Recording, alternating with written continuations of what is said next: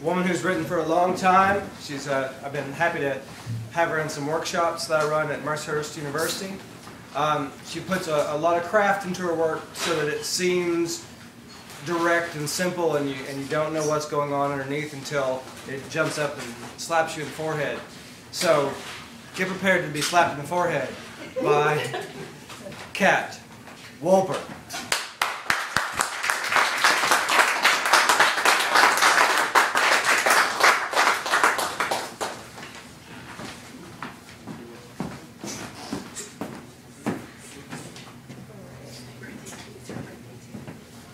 I'm going to do what Deja did, which is one from the book and then offer my own world.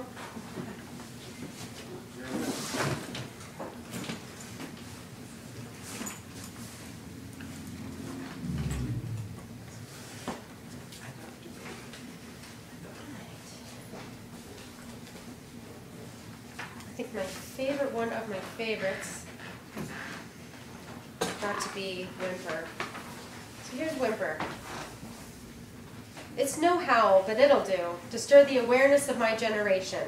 How we try and fail, how some give up in basement life, and how others try to make massive income, overcome massive debt. How some of us attain educations useless in weak markets. How some hold on to dreams unattainable. How some shy away from class reunions, ashamed, when we all have jobs, few have careers, the work wanted, the life wanted. How my generation thinks we're failures, because none of us are the president, like the teachers said we could become. We were taught to dream big and settle for nothing less. How we were forced and broken into settling, because we never learned how to be content with what we have. We will always strive and fail to strive enough, because our eyes are bigger than our abilities. How some stop striving or settling, dig their heels into failure. Some don't think their dreams are worth pursuit, believing one step forward and one after that will never take them far enough. I've seen the best minds of my generation, rotting at home with menial jobs, not even looking for their ship to come in.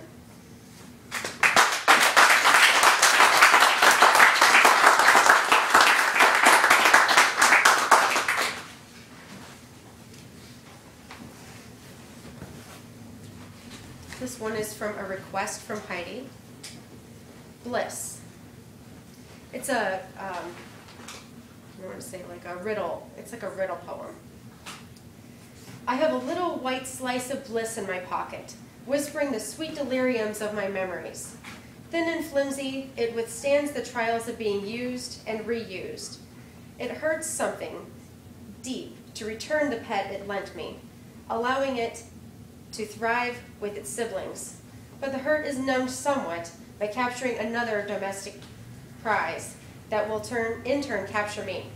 This small overlooked piece of wonder allows me to unlock your barred window and dream the discarded dreams you left for me on your pillow like mints. Wielding my sliver of permission, I am free to try on another's thoughts for size. All the colors, patterns, and styles are one size fits all. I clutch this magician's card as if it will disappear like a trick while I vanish into the great theater to delight in its illusions. That's about a library card.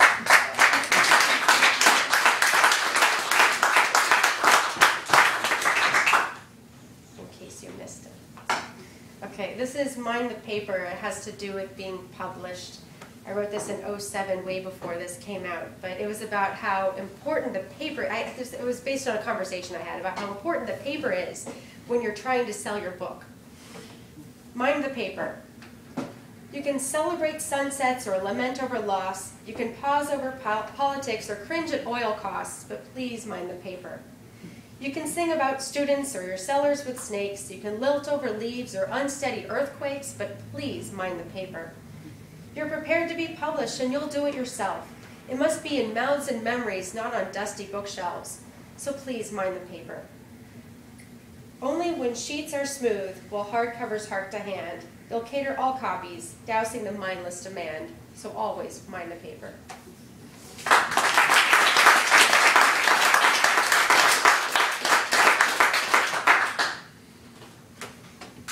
This is To You, based on the fallacy that nothing happens to you. That, you know, it's one of my many work poems. where I feel like I see these things posted, and I'm like, really? Everything is a choice, that nothing happens to me? Okay. Okay. To you, and it's to :you. Whether it's the roof caving in, or the power surge from lightning, the muddy backyard and footprints through the house, the cat hiss and scratch, or the lion loose at the zoo, remember, nothing happens to you. Whether it's the Twin Towers or Waco, the pizza bomb or Pearl Harbor, Katrina or corruption, world wars or terrorism wars, lack of privacy written into law, remember, nothing happens to you. Whether it's falling in a manhole or potholes damaging your car, plow trucks crushing your trunk, no insurance information left, drunk driver, texting driver accidents, winter salt rust, remember, nothing happens to you. Whether it's cleft palate or cancer, shingles or sickle cell, Alzheimer's, hair loss, leukemia, surgeons forgetting a sponge in your body, SIDS, miscarriage, aneurysm, remember, nothing happens to you. Don't tell me my insurance adjuster, because though I need help with the damage left from the hurricane, tornado, waterspout, flood, mudslide, earthquake, wildfire, arson, grand theft auto, vandalism, sudden unexpected death of my spouse, remember, nothing happens to me. Everything in life is my choice.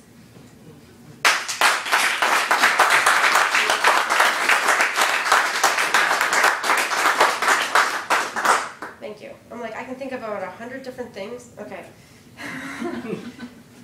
This is daily movement. I think it's self-explanatory. Writing a poem daily is like being regular. When all that thought that's been processing finally is released from the bowels of the spirit, it is healthy to get it out. Do not hold it in and get sepsis. Eat with purpose with health in mind. Concentrate on intake with nutrients. Soak up all that you can from each moment. Process them in your gut. Stream them into the blood. And what remains is the evidence of life.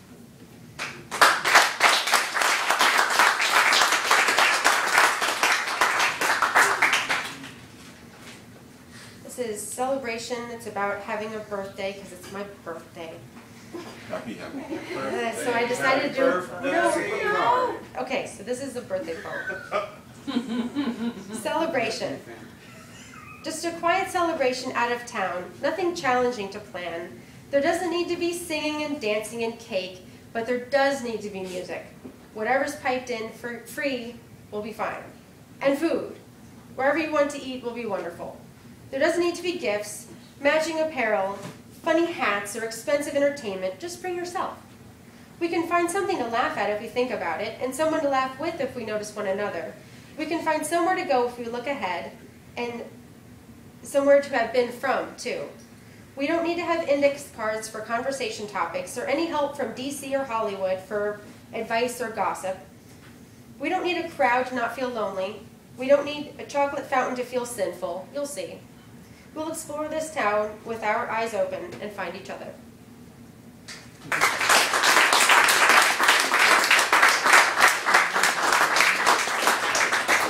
Thank you. This one is Los Zapatos. It is a autobiographical poem. It is, okay, I might be thinking of a different one. I think it's the one that is, it was stylized, borrowed from someone else's style and just replaced with my own autobiographical moments. But I don't have what poem that was, so I'm not positive this was the one that I did that with, or anyway, because I don't have the reference. But anyway, this is Los Zapatos. I have Mary Jane feet, sturdy and wide and small. They love to fall flat on the floor. Stilts on shoes might be expected from one short enough to need them. I am accustomed to my point of view. I don't sit on shoulders anymore, and only use a stool if I was fool enough to put something out of reach. I sit on the floor or on the ottoman, never on the cola machine anymore. Who would put me up there? Who would take me down? I walk my own path at my own speed. No one picks me up at all anymore. so I need to wear shoes fit to walk miles. I am not furniture to be ignored, discounted as tame. No one rests their chin on my skull anymore, so I don't have to tolerate startled yells from bitten tongues. It's just as well. I don't need to be reminded of my footing anymore. I can remember how little I am just from the distance of your eyes to mine.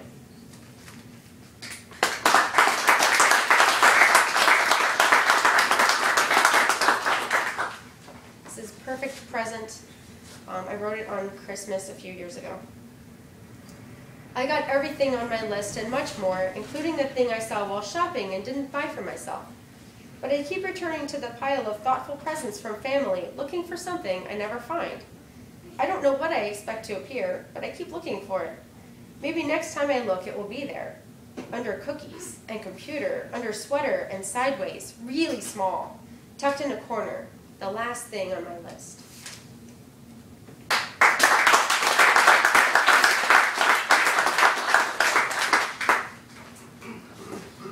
This is seasonally disabled. It's about winter. Yes, it's about eerie winter. You will not beat me down, you frozen, frigid winter, with your drifts and ice and ruts and freezing rain, with your death threats and maniacal laughter, with your economic crisis where no bird sings. Go back north and farther north where you came from. Southern winds dying free and drinks are on me. Tropical winds should stay home unless they get restless, cabin fever to blow the lid off the place. Oh, spring, I wish I could cancel your vacation and have you come home again. This year, there'll be no getting away. I'll break your legs and cancel your credit cards and phone. I'll chain you up and keep you here. Please don't be afraid of me. I didn't mean it. I just enjoy your company so much, I'd rather you died than leave me again.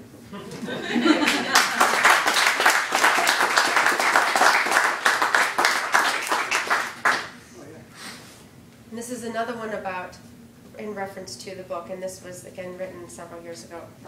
So not about this book, but yes, about this. This is a page from my book. Don't take anything from my book. Don't even read it, remember it, or recite it. Leave it be. Let it fall apart alone. Someone has advice, but it isn't me. Don't do as I say or as I do. Don't mimic me or even mock me. Just watch me destructing my own book to give me moments of light through flame. Thank you.